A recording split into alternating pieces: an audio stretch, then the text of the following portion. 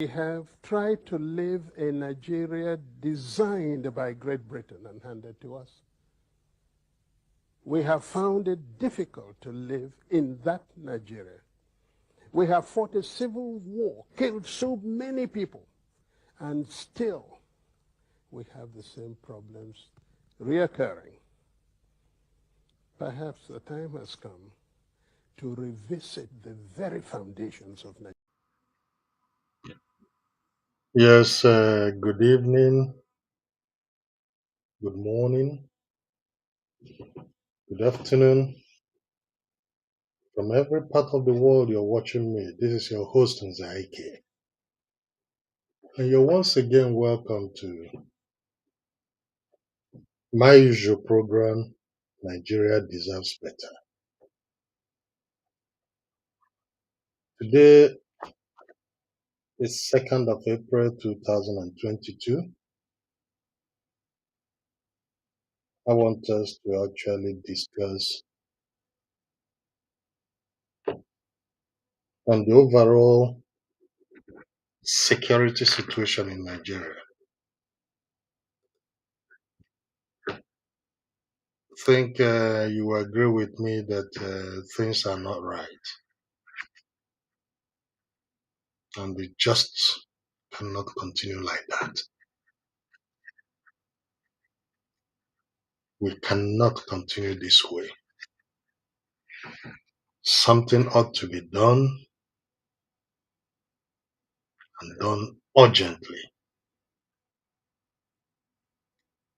There is no electricity. I think, as far as I'm concerned, Nigeria is 62 years old. The last time there was electricity in Nigeria was during the colonial era, since the military juntas destroyed the peace in Nigeria, took over government with the British-aided civil war, where they murdered almost 3 million people of eastern Nigeria, the Biafrans. The war ended in 1970. Until date, I remember, yes, we were still young. We were still having electricity, notwithstanding that the war ravaged everything in the east. Those days in Onitsha, still had some minor interruptions. NEPA was still working. The waterworks were working. You come out to the street, you fetch water. Public taps were running.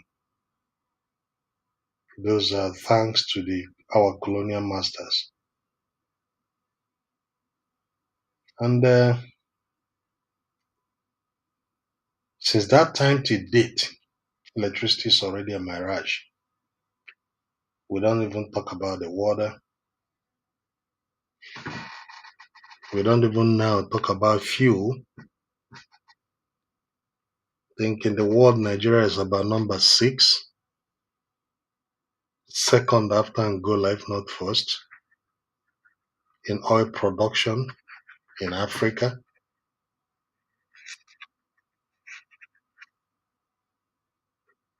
Yet, our people are there suffering, no fuel, no security, no food. Whatever anybody can afford,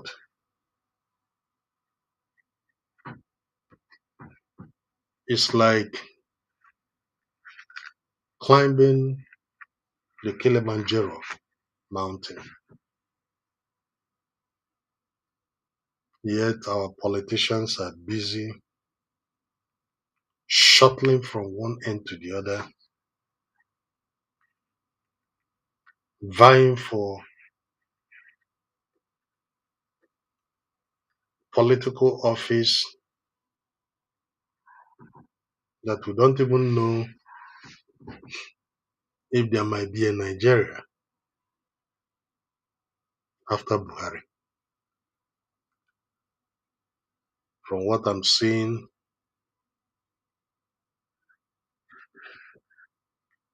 the whole place is a total mess. I saw a young lady today, how frustrated she looked, and what she said about So I Nigeria. just woke up this morning really overwhelmed, and I don't know if anyone else feels this way, but being an average middle class Nigerian is so hard. It's so exhausting. It's a pain. Everything in this part of the world is exhausting. Everything in this part of the world is unnecessarily hard. The system is just built to frustrate the average Nigerian. And it doesn't make any sense. It's so exhausting. I would give anything to be anywhere but Nigeria.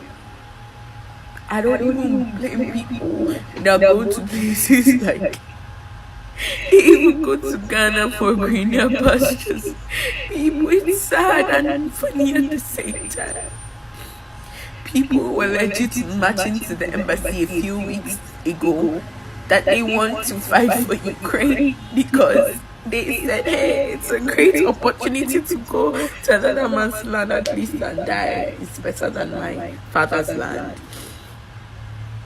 And you just stay here and you wonder, what are we doing to make things different? What are we doing to make things better? Absolutely nothing. We sit here and ignore our problems and act like they don't exist. Barely 2 days ago, if I'm getting the numbers right, 917 passengers were hijacked in a train. And just yesterday, a match was held. And y'all thought you would win, ignoring your problems and focusing all your energy on a, sorry to say, stupid match. I'm so happy that Nigeria lost. But at the same time, it still doesn't change the fact that they don't give an F about anybody's feelings. Nothing is actively being done to change the things that make living in this country hard. The system keeps failing the best of us, and nothing is being done about it. We sit here and we act like everything is okay. That's why everybody is running away. That's why nobody wants to be here. Even me right now, I'll give anything to be anywhere but Nigeria. I'd work at a mug, I'll clean people's pool, I'll be a cleaner in any of the European countries. Anywhere but Nigeria is good at this point. I don't know if anybody else. You see, when you see people shedding tears like this, and you see our politicians, our leaders in particular, they don't care. If you look at that young girl, you see she's talking from her heart. The system is so built up to frustrate the youths.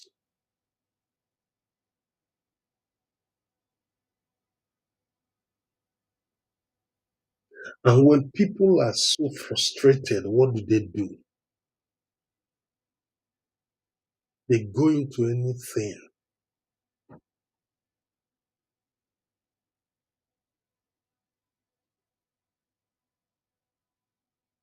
This is just one of millions of young boys and girls expressing themselves in a society we call Nigeria. About is it a week ago, 2 weeks ago, I saw them. They were just there. APC, the ruling party. What are they doing? What are they doing? They're just there sucking the blood out of people. You see, Nigerians are rushing out. Some even came there to find something to eat because they know that it's only in that kind of places that the politicians will come out to dish out money to the delegates to buy votes for them to come and still lord themselves over us.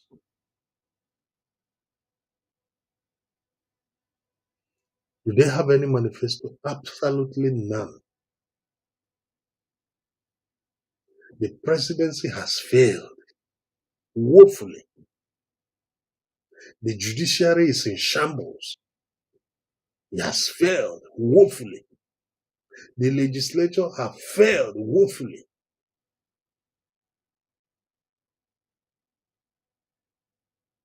The average Nigerian man is just walking up and down, doing nothing. Absolutely nothing.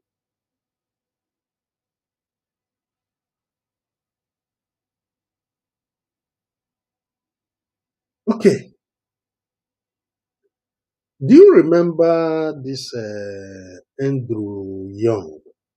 Nze Young? Yeah. The former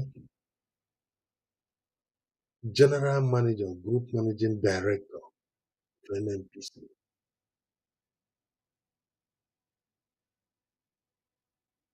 We remember very well that when Buhari came in, he said he was fighting corruption, whatever he calls it.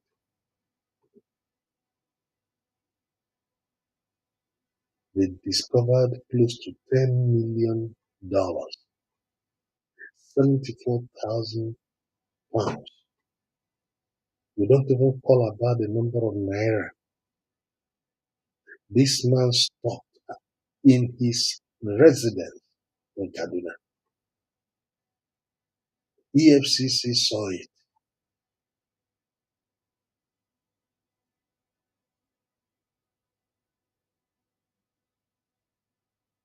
That was 2005, 2015, 2016. The noise was being made. Oh, Mr. Decency, Mr. Buhari has come in. Group Managing Director of NNPC. That volume of money close to 10 million. In fact, it's exactly $9,772,800,000. If you add the 74,000 pounds on top, this is money discovered in his own house.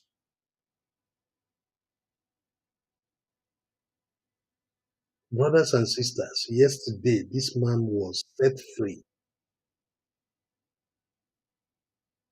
A court in Nigeria discharged and acquitted him.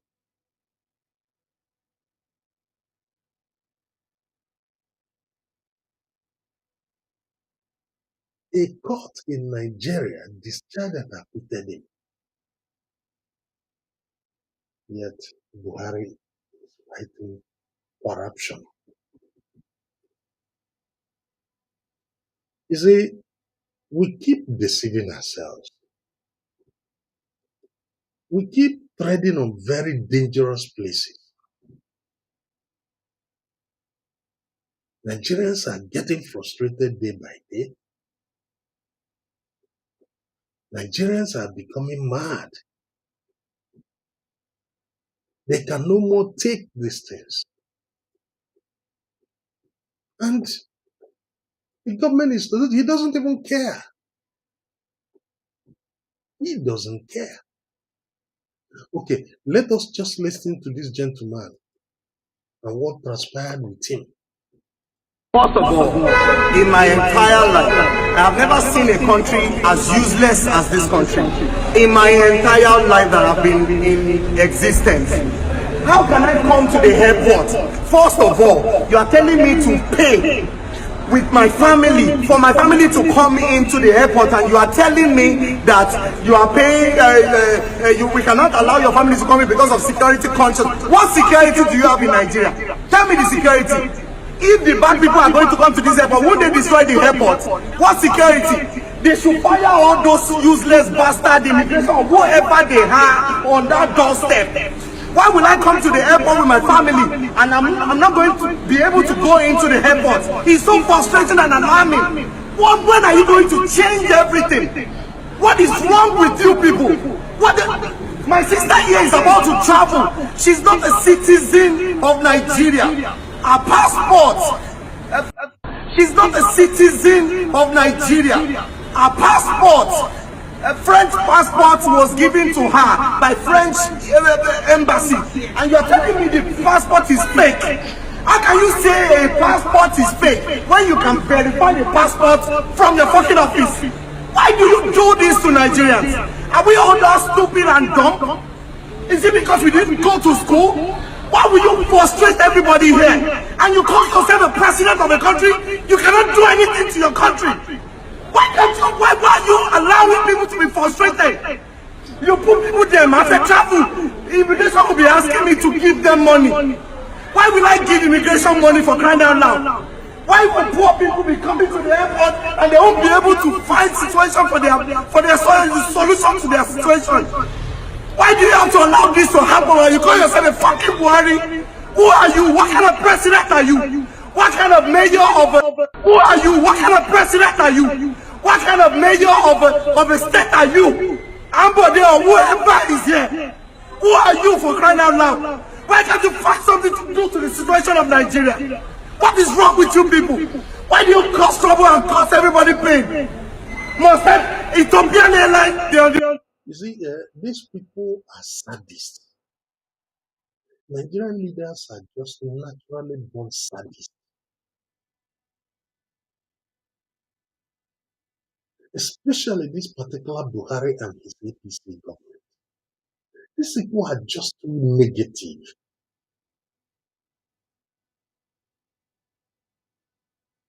I just don't know. Where is their conscience?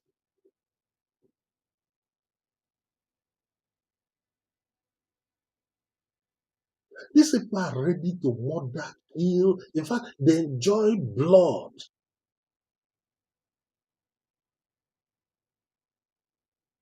There is nowhere you step into that country, there are no elements of frustration. You walk from one office to the other, the same story. Even in some foreign missions outside Nigeria, the same story.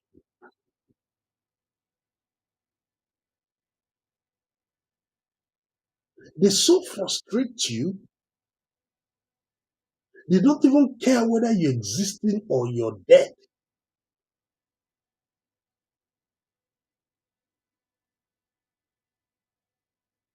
The wickedness it cannot be measured. Let's listen to this gentleman for them. In the world. Why would they not pick someone that they delayed and now asking us to pay 120,000 naira 10 tickets? You are all bastards, including the mayor, the president, and the airline. All of you are bastards for frustrating us. We are not animals. Look at the airport you built. It's not even up to a train station. There is no AC in the elevator, nothing. Shame on you. Shame on you and shame on all your government. Shame on all the people you govern that they cannot talk.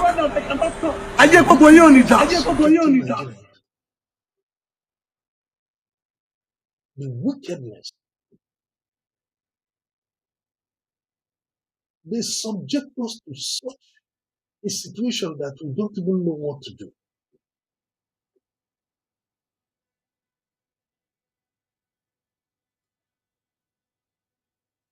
In my entire life, I have never seen a country as useless as this country. They don't know. All their children are studying abroad. They don't care. Look at Lion Lai Mohammed, Minister of Information. A man I'm sure is almost, if not 75 or 80 years. But he will come out on television to lie.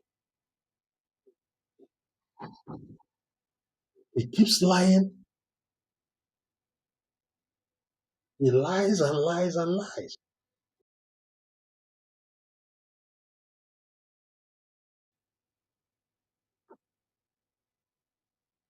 There is nothing.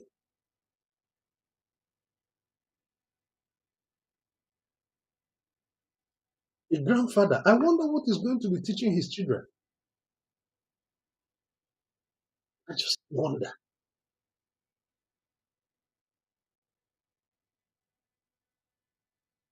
I wonder what he's going to be teaching his children.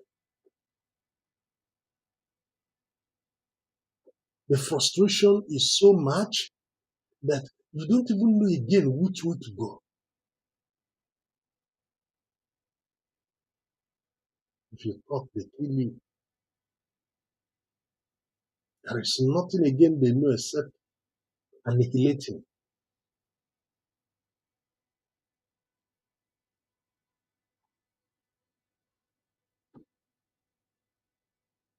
Just look at last Saturday or how many days ago, a few days ago, this is Tuesday or whatever, or Wednesday. Nigerians entered Abuja Stadium. And what they start doing? Break everywhere. And the annoyance is simple. Frustration. It's not even about the football match. But if you see,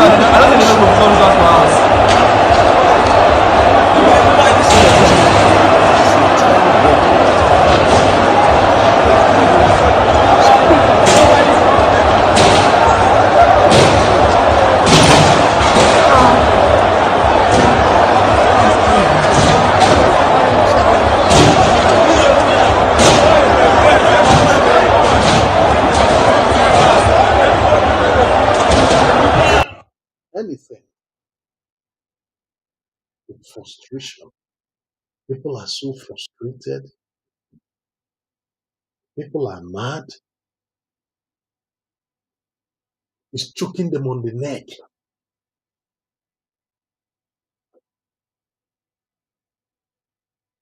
The little football that they actually go and even watch,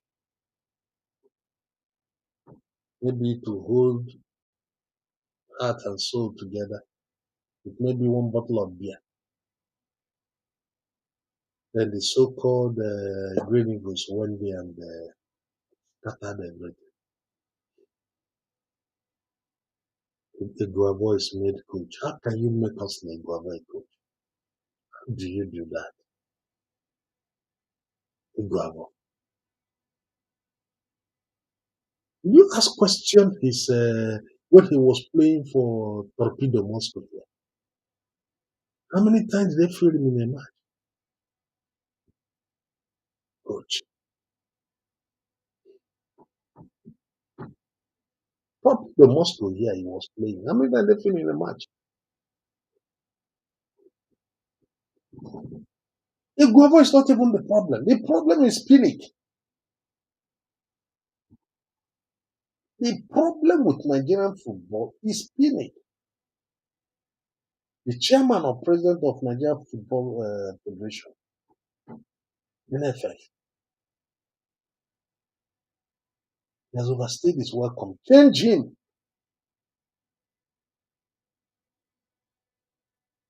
Who am I even talking to? Does Buhari know what is football? He doesn't care. All they know is how to go and anything. Any opposition should be silenced.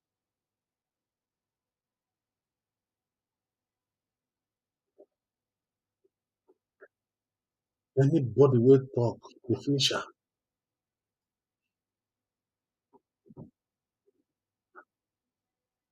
But I'm glad.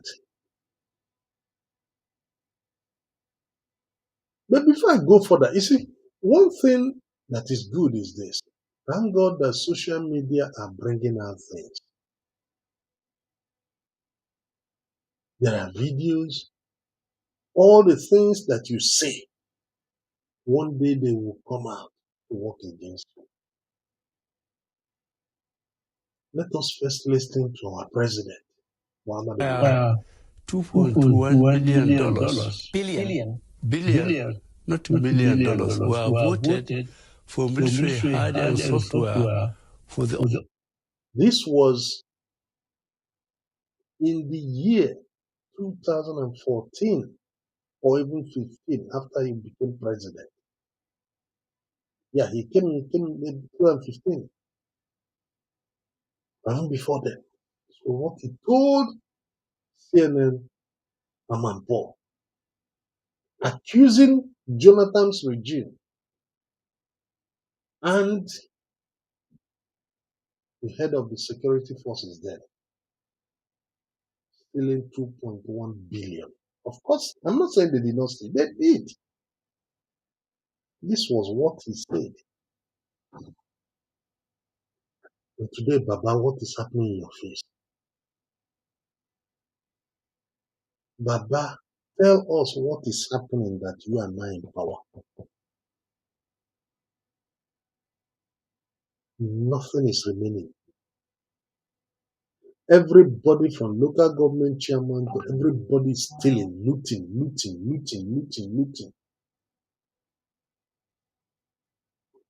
Former chairman of APC came out, Adam Oshomoke or Shomo, I don't know what they call him, came out and just said, if you join APC, your sins are forgiven.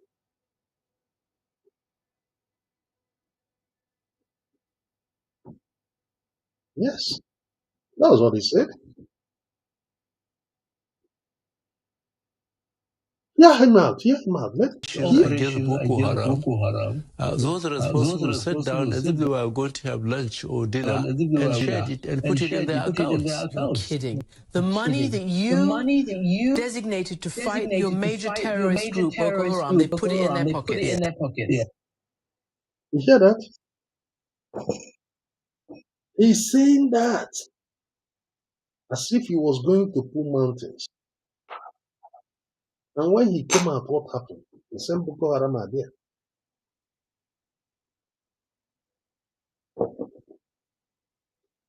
In fact,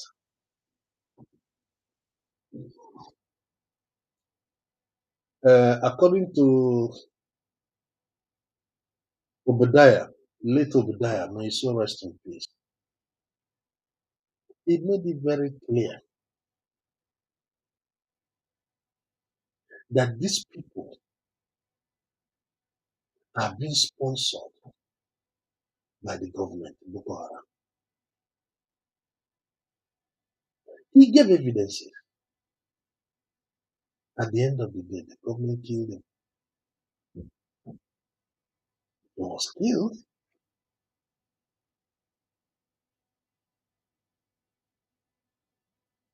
For saying the truth. The government murdered the man for nothing. That's how we lost. Very responsible man. Dr. Mailafa Bodaya. Let me just call back your school of thought. Listen to what he says. Have met with some of the bandits. We have met with some of their high commanders. One or two who have repented. They have sat down with us, not once, not twice. They told us that one of the northern governors is the commander of Boko Haram in Nigeria. Are you hearing that? One of the northern governors is the commander of Boko Haram in Nigeria, one of the northern governors.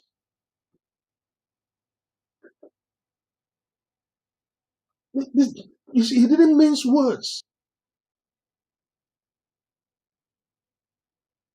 Boko Haram and the bandits are one and something. They have a sophisticated network.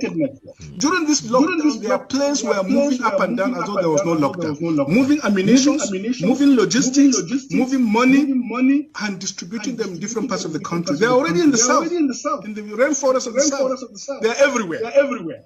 Wow. They told us that when they finish these rural killings, they will move to phase 2. The phase 2 is they will go into the urban cities, going from house to house, killing prominent people. I can tell. As if this man was prophesying. This, he said, is now coming to pass.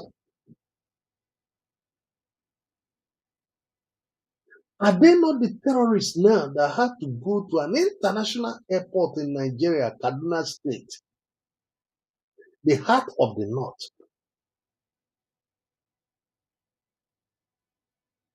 They shot their way into the international airport. Some of you saw the video. On the wrong way, they want to stop the flight from going. These are terrorists. That Nigerian government refused to call them terrorists. The Nigerian government is only calling them bandits. You don't want to call a spade a spade. You continue to pamper criminals, murderers, terrorists, because they are your tribal men. You people continue to arm them, finance them, and now they're on your neck. My sadness is that they're already getting down to the south and committing a lot of. Otherwise, I would have preferred them to face you there at Aso Rock. Anyway, since they achieved that in Kaduna and nobody's stopping them, they might get to Aso Rock too. They might get to Abuja soon. This is the game plan. By 2022, they want to start a civil war in Nigeria. You hear that? Don't joke with what I'm saying. I have a PhD from Oxford University. I'm a central banker. We don't talk nonsense. Are you hearing that? That by 2022, they are going to start a civil war in Nigeria. This was, he was talking as if he was prophesying. He knew exactly what to say.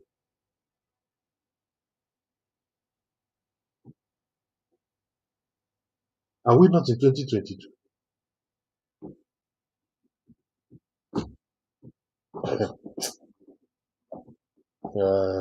I laugh and laugh. Some of you politicians are juggling and jumping everywhere. You want to rule Nigeria. Would there be any Nigeria for you to rule if Kai is not taken? Would there be any Nigeria?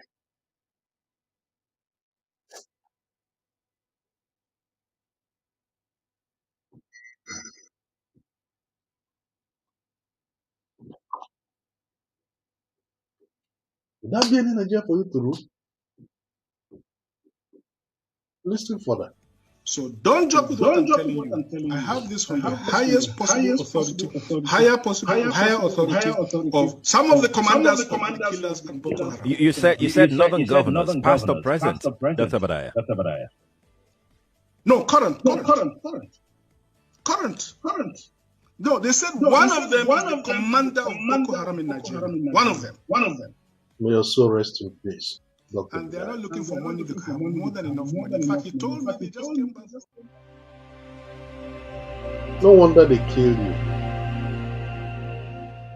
Gentlemen, and women of the press, friends, fellow compatriots.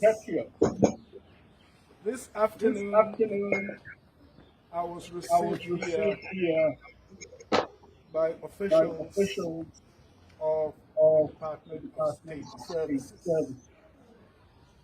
We had a lively and intense conversation over a radio interview that I gave the other day.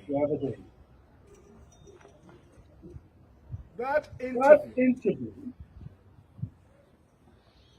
which was meant for an FM radio station, someone just picked the clip, a small section, 55 minutes broadcast, and put it on social media.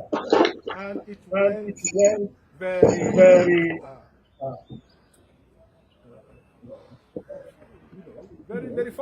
far, all over the country. Raising a lot of concerns. What I want to Or when they were planning to murder the man. is that yes, all of those words were made by me. But you know, if the whole 55 minutes interview was played out, the context of what I said in the small clip that went viral would have become clearer. This is not the time to disown what I said. Yes, I was privy to some very sensitive information, which all statesmen are entitled to have by virtue You are a real man. of public roles. God knows I know that you did your best. I should have taken more care. They killed you. Corroborate some of the information Saying the truth. that I received. But perhaps That is okay. some of it was uncorroborated. It was not something you could corroborate. Uncorroboratable, if I could use Whatever that phrase. I was in no position to follow them to their camps. You arrested perfectly the peace of the person of the Lord. But I am not a sensationalist. I'm an economist and a central banker. Because by nature, what you said is the truth. We are not given to sensationalism. No matter how they do it, Let me make it clear. I'm a humanist. the truth will someday prevail. I'm a man of peace. Even my name means a man of peace. My lafia. I love our country dearly, and I abhor from the bottom of my heart all the killings and violence to which innocent people in this country have been subjected to. I pray that Nigeria will never experience another civil war. One of the greatest compatriots of this country, General Theophilus Yakubu Danjuma, retired, observed that no country can survive two civil wars. One civil war is bad enough. I also